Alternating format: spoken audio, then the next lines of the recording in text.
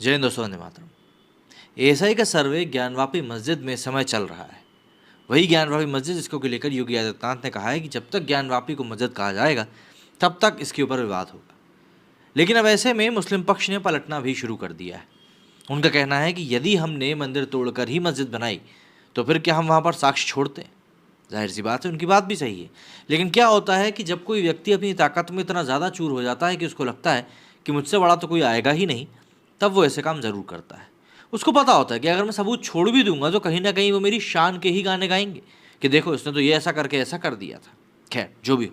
और अगर आपने अभी तक हमारा वो पॉडकास्ट नहीं देखा जिसमें कि हम लोगों ने टैरो कार्ड रीडिंग से लेकर भूत प्रेत या जिन्न जिन्नात जो होते हैं उनके बारे में बात करी है, तो डिस्क्रिप्शन में उसका लिंक दिया हुआ, आई बटन पे आपको उसका लिंक मिल जाएगा, उस पर जाकर ज़रूर देखें, जिससे कि आपको पता चल सके कि भैया हमारे इस एनवायरनमेंट में हमारे अलावा और कौन कौन रहता है। एएसआई का सर्वे इस समय जारी है। काफ़ी सारी रिपोर्ट्स भी इसको निकल कर सामने आ रही हैं, ओएसी के बयान भी आ रहे हैं। सभी चीज़ों के बारे में इस वीडियो में हम लोग बात करने वाले हैं। हुआ कुछ यूँ है कि वाराणसी के ज्ञानवापी ढांचे का सर्वे रविवार 6 जुलाई 2023 को भी जारी रहा। हिंदू पक्ष ने अब तक हुए सर्वे को लेकर दावा किया है कि परिसर में खंडित मूर्तियां, टूटे हुए पिलर, खंडित कलाकृतियां, त्रिशूल के कई चिन्ह और कलश आदि मिले। हालांकि एक इमाम ने इस दावे को नकार दिया है। सर्वे को लेकर सोशल मीडिया पर कई तस्वीरें इस समय वायरल हो रही हैं। यह भी दावा किया जा रहा है कि परिसर में देवनागरी लिपि भी देखी गई है। इसमें क्या लिखा हुआ है इसके बारे में लिपि विशेषज्ञ ही बता सकते हैं। इसके अलावा आधे पशु और आधे मनुष्य का चिन्ह भी मिला है, जिसे नरसिंह की मूर्ति बताई जा रही है। हालांकि जांच करने वाली एजेंसी भारतीय पुरातत्व सर्वेक्षण संस्थान एएसआई ने इन तस्वीरों की ना ही पुष्टि करी है और ना ही खंडन किया है। वहीं रविवार 6 जुलाई को ज्ञानवापी के तीनों गुंबदों के नीचे सर्वे का काम चल रहा है। तहखाना जिसको लेकर चाबी ना देने की बात की जा रही थी, बाद में उसकी चाबी ली गई, लेकिन उससे मौजूद गंदगी के कारण पहले अभी तहखाने को साफ कराया जा रहा है। इस दौरान भारी संख्या में पुलिस बल तैनात किया गया है। हिंदू पक्षी वादी सीता साहू और उनके अधिवक्ता सुधीर त्रिपाठी ने दावा किया है कि एएसआई की वैज्ञानिक पद्धति पर आधारित जांच में यह साफ हो जाएगा कि ज्ञानवापी के मुख्य गुंबद के नीचे जमीन के भीतर शिवलिंग दबाया गया है। एएसआई की टीमें इसमें आईआईटी कानपुर की भी मदद ले रही हैं। इसके लिए ग्राउंड पेनिट्रेटिंग रडार जीपीआर तकनीक का इस्तेमाल किया जा रहा है। हिंदू पक्षी मुख्य वादिनी राखी सिंह और उनके अधिवक्ता अनुपम द्विवेदी ने बताया कि एएसआई की टीम ने शनिवार को ज्ञानवापी की मौजूदा इमारत की 3D इमेजिंग करी। इमारत की 3D इमेजिंग के लिए ग्लोबल नेविगेशन सैटेलाइट सिस्टम की मदद ली गई। इसके अलावा ज्ञानवापी के आंतरिक हिस्से की मैपिंग और स्कैनिंग के साथ ही फोटोग्राफी और वीडियोग्राफी का काम भी जारी रहा। जांच में किसी भी तरह के केमिकल का इस्तेमाल नहीं किया गया और न ही किसी प्रकार की खुदाई करी गई। एएसआई की टीम ज्ञानवापी के बाहर और अंदर के एक एक कोने को देखकर अध्ययन के लिए साक्ष्य जुटा रही है। वहीं ज्ञानवापी की मुख्य इमाम मुफ्ती अब्दुल बातीन नेमानी का कहना है कि जो तस्वीरें सोशल मीडिया पर वायरल हो रही हैं वे ज्ञानवापी की हैं ही नहीं। नेमानी ने कहा कि ज्ञानवापी मस्जिद थी और मस्जिद रहेगी। उन्होंने कहा कि मुस्लिम वहां हर जुमे को नमाज पढ़ने जाते हैं। उन्होंने वहां ऐसे कोई निशान नहीं देखे।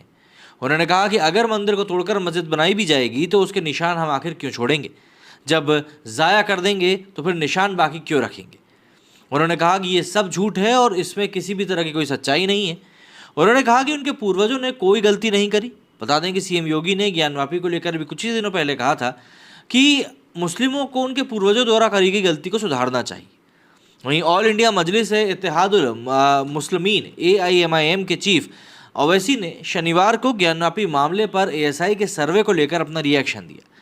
उन्होंने आश्चर्य जताते हुए कहा कि भारतीय पुरातत्व सर्वेक्षण मतलब कि एएसआई की रिपोर्ट सार्वजनिक होने के बाद चीज़ें किस तरह सामने आएंगी, ये बात लोगों को समझ में नहीं आ रही।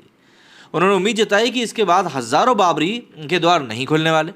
सुप्रीम कोर्ट ने शुक्रवार को इलाहाबाद हाईकोर्ट के उस आदेश पर रोक लगाने से इनकार कर दिया था जिसमें कि एएसआई को ज्ञानवापी मस्जिद परिसर में एक वैज्ञानिक सर्वेक्षण करने की अनुमति दी गई थी, ताकि ये पता लगा जा सके कि 17वीं शताब्दी की संरचना पहले से मौजूद मंदिर पर बनाई गई थी। वहाँ मुस्लिम पक्ष ने यह कहते हुए इसका विरोध किया था कि सर्वे अतीत के घावों को फिर से कुरे देगा और कुछ भी नहीं। ओवैसी ने कहा कि अब जब चुनाव नज़दीक आ रहे हैं तो बीजेपी और आरएसएस एक नैरेटिव सेट कर रहे हैं और हमें पूरी आशंका है कि बाबरी फैसला दोबारा ना दोहराया जाए।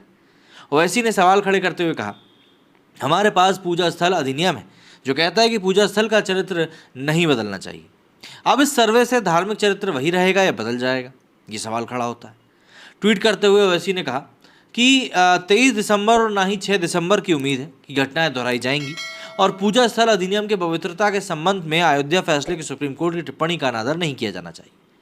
ओवैसी ने कहा कि एक बार जब ज्ञानवापी एएसआई रिपोर्ट सार्वजनिक हो गई है, कौन जानता है कि चीज़ें कैसे आगे बढ़ेंगी। उम्मीद है कि ना तो 23 दिसंबर और ना ही 6 दिसंबर की ये पुनरावृत्ति होगी।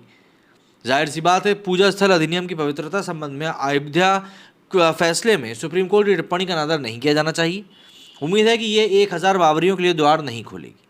योगी आदित्यनाथ के बयान पर ओवैसी ने कहा कि आप एक सीएम हैं, आप एक समुदाय का समर्थन कैसे कर सकते हैं। उन्होंने कहा कि सुप्रीम कोर्ट ने पहले बाबरी मस्जिद में एएसआई की रिपोर्ट को खारिज कर दिया था, जिसमें कहा गया था कि एक मंदिर को ध्वस्त किया गया था और एक मस्जिद का निर्माण किया गया था। मुख्य न्यायाधीश डीवाई चंद्रचूड़ और न्यायमूर्ति जेपी पारदरीवाला और न्यायमूर्ति मनोज मिश्रा की पीठ ने एएसआई से सर्वेक्षण के दौरान किसी भी आक्रामक कृत्य का सहारा न लेने के लिए भी कहा है। पीठ ने एएसआई और उत्तर प्रदेश सरकार की ओर से पेश सॉलिसिटर जनरल तुषार मेहता की दलीलों पर ध्यान दिया कि सर्वेक्षण के दौरान कोई खुदाई नहीं की जाएगी और ना ही ढांचे को कोई नुकसान पहुंचाया जाएगा। अब देखिए, जांच जारी है, जल्दी ही सारी चीज़ें भी निकल कर सामने आ जाएंगी। आपका क्या कहना है इस बारे में, क्या लगता है आपको, कमेंट करके जरूर बताइएगा। मेरे सुनिए फिलहाल इतना ही। जय हिंद, जय भारत।